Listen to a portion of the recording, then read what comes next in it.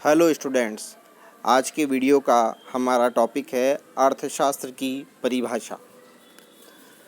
विद्यार्थियों, परिभाषा से तात्पर्य है किसी भी विषय, घटना अथवा तथ्य का निश्चित अर्थ जिसमें कौन सी चीज़ सम्मिलित होगी और कौन सी चीज़ सम्मिलित नहीं होगी, इसका वैज्ञानिक प्रकटीकरण किया जाए, वही उस चीज़ की परिभाषा होती है।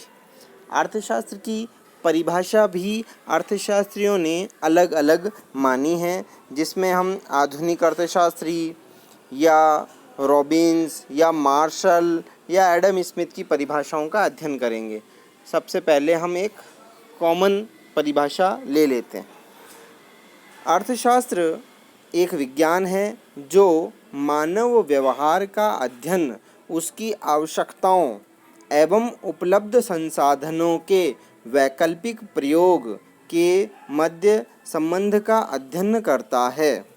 अर्थशास्त्र की विषय सामग्री का संकेत इसकी परिभाषा से मिलता है।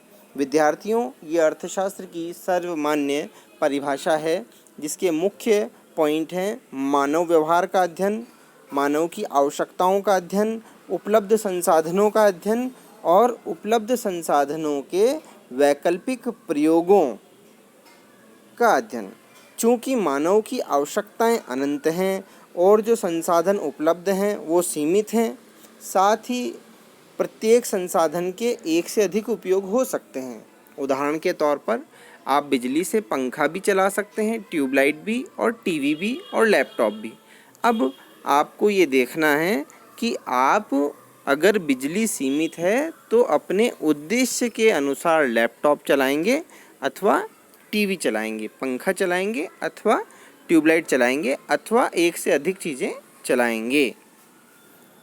आइए हम प्रमुख अर्थशास्त्रियों द्वारा प्रदत्त परिभाषा का ज्ञान प्राप्त करते हैं। प्रसिद्ध अर्थशास्त्री एडम स्मिथ, जिन्हें फादर ऑफ इकोनॉमिक्स भी कहते हैं, स्मिथ ने 1776 में प्रकाशित अपनी पुस्तक an inquiry into the nature and the causes of the wealth of nation में अर्थशास्त्र को धन का विज्ञान माना। निष्कर्ष निकला, एडम स्मिथ के अनुसार अर्थशास्त्र धन का विज्ञान है, तो इसे हम धन प्रधान परिभाषा कहेंगे। सेकंड इम्पॉर्टेंट परिभाषा डॉक्टर मार्शल द्वारा 1890 में प्रकाशित अपनी पुस्तक अर्थशास्त्र के सिद्धांत प्रिंसिपल ऑफ इकोनॉमिक्स में अर्थशास्त्र की कल्याण संबंधी परिभाषा देकर इसको लोकप्रिय बना दिया। विद्यार्थियों, मार्शल की किताब का क्या नाम था, उन्होंने किताब कब दी थी और उन्होंने अर्थशास्त्र की कौन सी परिभाषा दी, ये तीनों विषय, ये तीनों पॉइंट बहुत उपयोगी हो जाते हैं।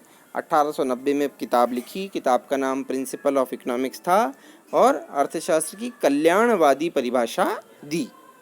नेक्स्ट पॉइंट पे आते हैं।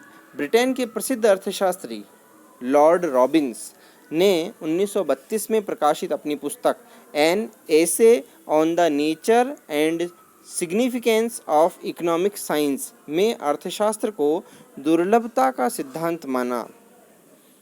ये दुर्लभता बहुत ही इम्पॉर्टेंट टॉपिक होगा, इस पर आप लोगों को विचार करना चाहिए। जिस प्रकार से आपका समय दुर्लभ है, तो आप समय का उपयोग प्राथमिकता क्रम में करते हैं, उसी प्रकार से मानव के संसाधन भी सीमित हैं, तो वह उन सीमित संसाधनों का इस प्रकार उपयोग करता है कि प्राथमिकता क्रम में जो उपयोग सर्वाधिक महत्वपूर्ण है उस पर संसाधन सबसे पहले खर्च किया जाए। इस संबंध में उनका मत है कि मानवीय आवश्यकताएं असीमित हैं तथा उनको पूरा करने के साधन सीमित हैं। डियर स्टूडेंट्स, हर स्लाइड में पुस्तक का स्पष्ट नाम उल्लेख किया गया है, इसे अवश्य याद कर लें। आधुनिक अर्थशास्त्री सैमुएलसन ने अर्थशास्त्र को विकास का शास्त्र कहा है, साइंस ऑफ ग्रोथ, जैसा कि आजकल हम देखते हैं, आर्थिक वृद्धि एवं आर्थिक विकास सरकारों का भी प्रमुख एजेंडा रहता है।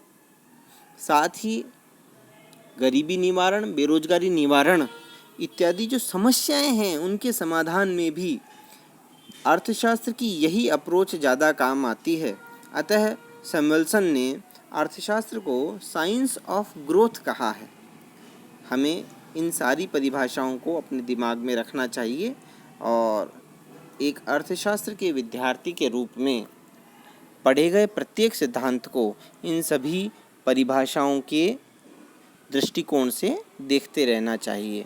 तभी हमारा अर्थशास्त्र पढ़ना हमारे और समाज के और राष्ट्र के हित में होगा।